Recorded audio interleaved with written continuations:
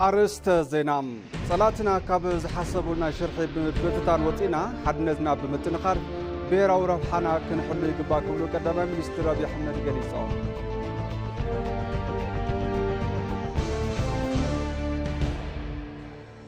بوليس إثيوبيا كاب إثيوبيا حالفو هب أفريقيا كبري زيتو غونات أفتكال مخانو كوميشنر بوليس إثيوبيا جنرال دملاش قرو مكايل تزاريبو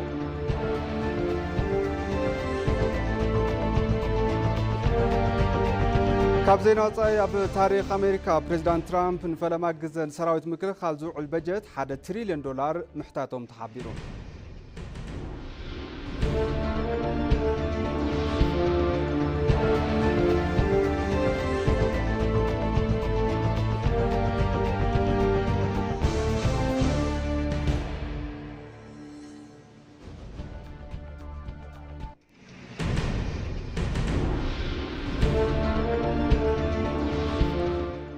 سلام زخوركم تملكتنا كما يتعلو لكع ساعات شعات خوينو كم تلمود نساعات ترالو زيناتات حزنا متينا لنا زيناتات ندمرحكم ساخم صنح انا ابراهيم فسام فلما بحصر زيناتات كنجمر قدمي 3 عامات بستجمر غوسغواس إثيوبيا تفري افراي اندستري اب مبراخ لعلن زتابعنو صيت تمزغيب كبلو قدما منستر ابي احمد غليصوم توم قدما منستر ابتي استخفته مبل سالسا عالم لخ اكسبو إثيوبيا تفري ترخيبهم ملختم حلاليفهم أبا ملختم دما عقم مفراي اندستريتات 46 ميتاوي كم زوره دحر مزخر اوشتي 3 عامات فرقان نابسا 1 ميتاوي معباي كم استخالم مارغاغيصوم زلوم أبا صباح لوطي قطبا إثيوبيا نمعبال ابستمرصو سيكترات صبوط وصيت نخركب افراي اندستري لعل قد حيزو ممصون غليصوم يوم اتي زفر نمتنخر افراي اندستري زفر حرشا مزمان زقلو بزحات ماشينات انتفر مصنحون اراديوم لهم بمسارات زي إثيوبيا كاب وطاي نزاعات وفريات شغط عوش تعدي متكا كم استقالم غليصوم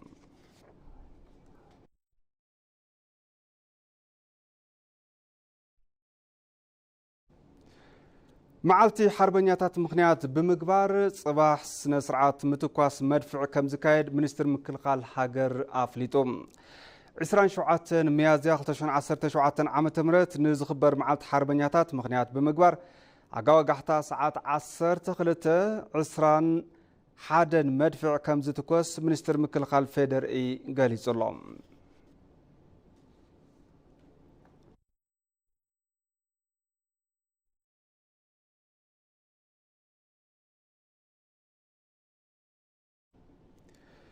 كبرن لولاونتن دوب هاجر زحلو بقعن تنكاران سراوي تهانيسو يكبلو وانا ازازي از مبراق ليتنال جنرال محمد تسمى قليصوم كاب كفل سراويت كساب كور زلو امرارحا از مبراق قد مرحنتن تزامرتي اجنداتاتن وتهدراو عقمتات زغلبتو سلطناتات عبيت مرتي مسرتاوي وتدرنا سلطنا برشلقو ناوارح تخطاتيلوم يلوم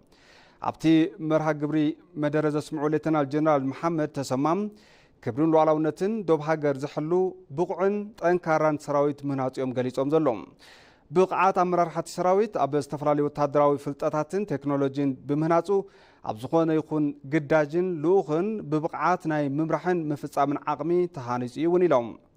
سلام من معبالن إثيوبيا زيدليو ناي وصان وشتعدن صلاتي مهلوم بمغلاط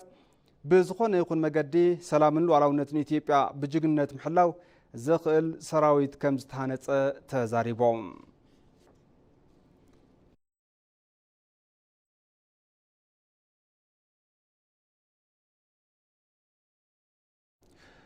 اب مسفح اغلغلوت فتحي تخرت سلاستغبره وصيتاوي سرعتي كم استسالطه منستر فتحي حنا ارأي سلاسي غليصن عبا فصاصما ترانسفورميشن تكالات ابيت فردن فتحن فدرالن كللن طمته زغبرزته يسالطلهم ابتي مدرخ اف غباي بايتوكل تزبي تاغسه ጫፎ ምክትል አፈ ጉባኤ ባይተወከል ተዝቢ ሎሚ በዶ ፕሬዝዳንት ላዕለዋይ ቤት ፍርድ ፌደራል ቴዎድሮስ ምሕረት ሚኒስትር ፍትሒ ሃና ራእይ ስላሴ አፈ ጉባኤታትን ፕሬዝዳንታትን አብያተ ፍርድን ክልላት ሓዊሱ ሓለፍቲ ስራሕ መንግስቲ ተረኺቦምሎም ሚኒስትር ፍትሒ ሃና ራእይ ስላሴ 9 አዋርሕ ጸብጻብ አፈጻጽማ ትራንስፎርሜሽን ትካላት ፍትሒ أب زغرب الأوان عودي فتحي وصيتاو مقبار زخل تلم 3 عامات ترانسفورميشن تحيزو نابسراح كم ستاعتو قليصان اللهم ስለዝኾነ እውን ኣብ ስራሕቲ ምስፍሕፋሕ ኣገልግሎት ፍትሒ ትኩረት ስለዝተገብረ ውፅኢታዊ ስራሕ ከም ዝተሳለጠ ተዛሪበን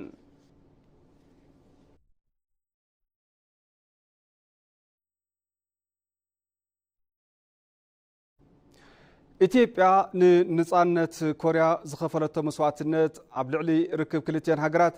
ጽኑዕ መሰረት ዘንበረ ይክብሉ ኣምባሳደር ሪፐብሊክ ኮርያ ኣብ ኢትዮጵያ ጁን ካንግ ገሊጾም ኣለዉ።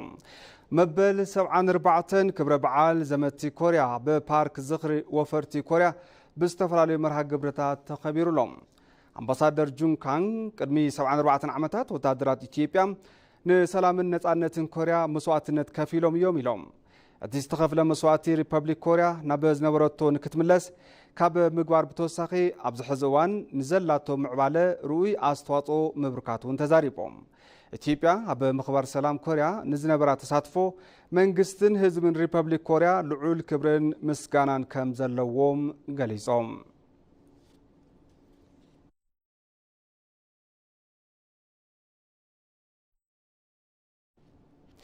ሕዚ ድማ ናብ ዝርዝር ዜናታት ክሕልፈኩም ጸላትና ካብ ዝሓሰቡልና ሽርሒ ምብትታን ወፂና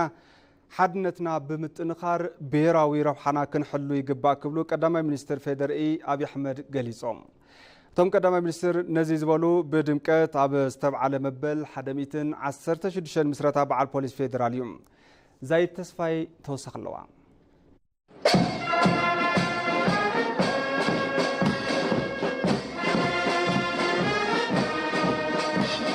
ب1900 ባዶ ሓደ ዓመተ ምህረት ኢትዮጵያ ዝመስረተቶ ዓብይ ትካል ዘብዒ ከተማ ብዝብል ስያመ ብምሃበይ ነይሩ። ኣብ ከተማ ዘሎ ሰላምን ጸጥታን ውሕስ ንምግባር ተሓሲቡ እዚ ትካል ተመስሪቱ ጉዳይ ሰላምን ጸጥታን ዓንዱ ሕቆ ሓንቲ ሃገር እሞ ሃገር እናሰፍሐት ኣብ ትኸደል እዋን ካብ ከተማ ወፂኻ ናብ መላእ ገጠራትን ህዝቢ ዝርከበሉ ከባቢታት ተበጻሕ ምዃንን ግድን ነይሩ። እዚ ዘብዒ ከተማ ብዝብል ስያመ ሓደ ኢሉ ስርሑ ዝጀመረ መዋቕር ጸጥታ ካብ ግዘ ናብ ግዘ መልክዑን ልኡኽትኡን ምስ ግዘ እናዋደደ ብምምጻእ ሎሚ መበል 116 ዓመት ምስረትኡ ንምብዓል በጽሒ ይርከብ ፌደራል ፖሊስ።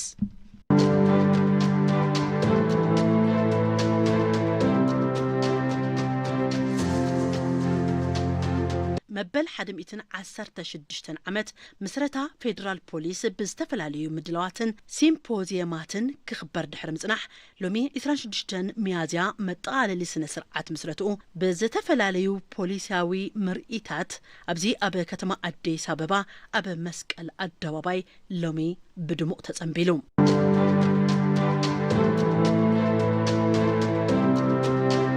ኣብቲ መጠቃለሊ መርሃ ግብሪ ተረኺቦም መኽፈቲ መደረ ዝገበሩ ቀዳማይ ሚኒስትር ሃገርናን ጠቅላሊ ኣዛዚ ምክልኻል ሃገርን ዶክተር አብይ አሕመድ ናይ እንኳዕ ኣብጽሕኩም መልእኽቶም ኣመሓላሊፎም እዮም። እንኳን ለ116ኛ ዓመት የፖሊስ ምስረታ በዓል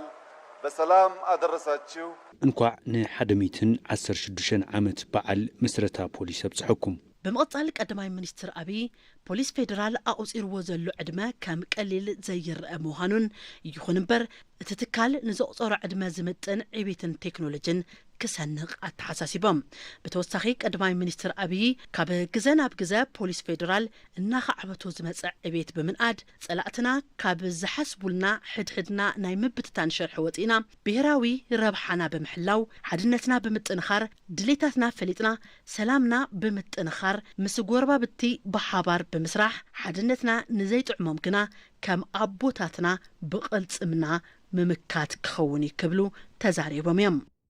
የፌደራል ፖሊስ ዘመናዊ ወታደር መሆኑን ለማረጋገጥ ፖሊስ ፌደራል ዘመናዊ ፖሊስ ምዃኑ ንምርግጋጽ ካብ ሰማይ ዝቀረበልና ዝናብ ብዝናብ ከም ዘይንብገር ብፀሓይ ከም ዘይንብገር በአጸጋም ኩነታት ሁሉ ሓሊፍና ሰላም ሃገርና ነጽንዕ ምዃንና ዝበለጸ መልክዕ ድምቀት ብዝናቡ ገይሩ ንዝገለጸልና ፈጣርና ነመስግን።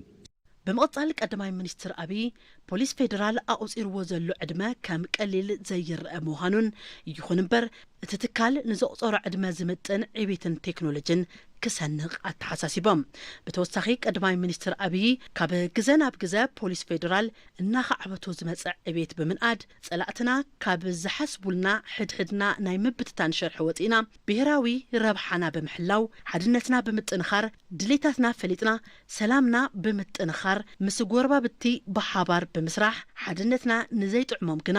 ከም ኣቦታትና ብቕልጽምና ምምካት ክኸውን ይክብሉ ተዛሪቦም እዮም። እጅግ የተከበራችሁ የፖሊስ ሰራዊት አባላት ዝኸበርኩም ኣባላት ሰራዊት ፖሊስ ካባኹም ትጽቢት ንገብሮ ብሄራዊ ረብሓ ሃገርና ሰላም ኢትዮጵያ ሓድነት ኢትዮጵያ ብቐጻልነት ናይ ምርጋጽ ስራሕ እዩ። ንሕና ከባቢ 130 ሚልዮን ንቁጸር ህዝብታት ኢና። ሓደ ምዃን ተኽኢልና ግዛኣታዊ ሓድነትናን ብልጽግናናን ምርግጋጽ ንኽእል ኢና። ድሌት ጸላእትና ንዓና ምብታንን ምፍልላይን እዩ። ዓላማና ክኸውን ዝግብኦ ግና ብሄራዊ ድሌታትና ምፍላጥን ሰላምና ምሕላውን ሓቢርና ምስራሕን ምስ ጎረባብትና ሓቢርና ምስራሕ እንትኸውን ካብዚ ዝሓለፈ ነገር እንተልዩ ድማ ከም ኣቦታትና ብሕራንን ብሓድነትን ብሄራዊ ረብሓና ምኽባር ናይ ኩሉ ግዜ ስራሕና ምዃኑ ክትዝክሩ ሓደራ ይብል። ኣብቲ ብድሙቕ ጽንብል ዝተኸበረ ክብረ በዓል ላዕለዎት ሓለፍቲ ስራሕ መንግስቲ ኣምባሳደራት ዲፕሎማስየኛታት ኢሉ እውን ጻውዒት ዝተገበረሎም ኣጋይሽ ተዓደምቲ ኮይኖም እዮም። ምዚ ተታሒዙ ፖሊስ ኢትዮጵያ ካብ እዋን ናብ እዋን ብቴክኖሎጂን ዘመናዊ ሓይሊ ሰብን ዓርሱ ብምዕባል ካብ ኢትዮጵያ ሓሊፉ ኣብ ኣፍሪካ ክብሪ ዝተጎናጸፈ ትካል ምዃኑ ኮሚሽነር ፖሊስ ኢትዮጵያ ጀነራል ደመላሽ ገብረ ሚካኤል ገሊጾም ኣለዉ። መበል 116 መዓልቲ ምስረታ ፖሊስ ኢትዮጵያ ዝማዕበለ ፖሊስ ኣብ ጉዕዞ ለውጢ ንዝላ ሃገር ብዝብል መሪ ሓሳብ ብዝተፈላለዩ መርሃ ግብርታት ኣብ ኣዲስ ኣበባ ተባዒሉሎም ዳሃብ ያሲን መበል 116 መዓልቲ ምስረታ በዓል ፖሊስ ፌደራል መዛዘመ መርሃ ግብሪ ሎሚ ኣብ ኣዲስ ኣበባ ስታዲዮም ብዝተፈላለየ መርሃ ግብርታት ተባዒሎም ኣብቲ በዓል ቀዳማይ ሚኒስትር ዶክተር ኣብይ ኣሕመድ ሓዊሱ ላዕለዎት ሓለፍቲ ስራሕ መንግስትን ኣምባሳደራትን ዲፕሎማትን ከምኡውን ኣቦታት ሃይማኖትን ዕድመ ዝተገበረሎም ኣጋይሽን ተረኺቦም እዮም። ዘብዐ ከተማ ብዝብል ስያመ ብ1901 ዝተመስረተ ፖሊስ ኢትዮጵያ ካብ እዋን ናብ እዋን ዓቕሙ እናዓበየ ብቴክኖሎጂን ዘበናዊ ሓይሊ ሰብን ተጠናኺሩ ዓበይቲ ምርመራታት ገበን ብምጽራይ ልዑል ዓቕሚ ምፍጣሩ ኮሚሽነር ጀነራል ደመላሽ ገብረ ሚካኤል ገሊጾም። በመጣው ለውጥ በተለይም የለውጡ መንግስታችን በሰጠው ከፍተኛ ትኩረትና ባደረገው የጸጥታ ተቋማት ሪፎርም ብዝተረኽበ ለውጢ መንግስትና ብዝሃቦ ልዑል ጠመተን ብዝገበሮ ሪፎርም ጸጥታ ፌደራል ፖሊስ ኢትዮጵያ እውን ኣካል ብምዃን ኣብ ዝሓለፉ 7 ዓመውቲ ኩለ መዳዊ ለውጢ ብምምጻእ ዓቕሚ ፖሊስ ብብዙሕ መንገዲ ምምዕባል ተኻኢሉ። ከም ኣብነት ማሕበረሰብ ተኮር መረዳእታ ዝመርሖ ብምስዓብ ከም ሃገር ፖሊሳዊ ግዳጅ ንምዕዋት ብሓይሊ ሰብን ዘበናዊ ዕጥቅን ዝተወደቡ ቀልጢፎም ዝበጽሑ ፍሉይ ጸረ ራዕዲ ኮማንዶ ሓይልን ዝተፈላለየ ሓላፍነቱ ወሲዱ ዝሰርሕ ሰራዊት ተፈጢሩ እዩ። ከም ሃገር ብሪፎርም ኣብ ዝመጹ ለውጥታት ከም ኣብነት ዲኤንኤ ምርመራ እዩ ዝበሉ እቶም ኮሚሽነር እዚ ግልጋሎት ካብ ሃገር ሓሊፉ ንጎረባብቲ ሃገራት ብምሃብን በዓል ዋና ዘበናዊ ዕጥቂ ምዃን ምጅማር እዮም ዝተዛረቡ። ከሪፎርሙ በፊት በወንጀል ምርመራ ከፍተኛ ሁኔታ በሰብአዊ መብት ጥሰት ቅድሚ ሪፎርም ብምርመራ ገበንን ጥሕሰት ሰብአዊ መሰል ዝንቀፍ ዝነበረ ትካል ብሪፎርም ልዑል ጠመተ ተባሂብዎ መረዳእታ ዝመርሖ ምርመራ ገበን ብምኽታል ብዘበናዊ ሓይሊ ሰብን ዘበናዊ ፎሬንሲክ ምርመራ ተሓጊዙ መሰል ሰራዊት ብዘኽበረ መልክዑ ዓበይትን ጥንኩራትን ምርመራ ገበን ምጽራይ ዓቕሚ ፈጢሩ እዩ። ከም መረዳእታ እውን ዲኤንኤ ምርመራ ንሃገርን ንጎረባብቲ ሃገርን ግልጋሎት ይህባሎ። ካብ ዝተሰርሑ ስራሕቲ ውሽጢ ዘበናዊ ሰብአዊ ትካል ሎጂስቲክስ ምዃኑን ትካል ፖሊስ ካብ ሃገር ሓሊፉ ኣብ ኣፍሪካ ብድሕንነት ወኪሉ እንዳገልገለ ከም ዝርከብ እውን ገሊጾም እዮም። የቴክኖሎጂ አቅማችንን ለማሳደግ ዓቕሚ ቴክኖሎጂናን ምዕባይ ብዝተሰርሑ ስራሕቲ ሓይሊ ድሮን ፖሊስ ዲጂታል መራኸቢ ሬድዮ ማእኸል ኮንትሮል ኮማንድ ኢሉ እውን ካልኦት ዓቕሚ ቴክኖሎጂን ምስፋሕ እናተሰርሐ ይርከብ። ብተወሳኺ በዓል ዋና ዘመናዊ ዓቕሚ ሎጂስቲክስ እውን ኮይና ኣለና። እዚ እውን ክቕጽል እዩ። ብደገን ውሽጥን ብዘለዉ ርክባት ምስ ኣባላት ጸጥታ ፍትሒ ድሕንነትን ጸጥታን ኢሉ እውን ኣብ ደገ ዞባ ኢንተርፖል ምስ ኣውሮፓን ኤስያን ዘሎ ምትሕብባር ብምጥንኻር ፖሊስ ኢትዮጵያ ክብሪ ምጉንጻፍ ክኢሉ እዩ። በዚ እውን ኣብ መድረኽ ጸጥታ ዓለም ለኸ ፖሊስ ሃገርና ኣፍሪካ ወኪሉ ንድሕንነት የገልግል ምህላው እውን ወሲኾም ሓቢሮም እዮም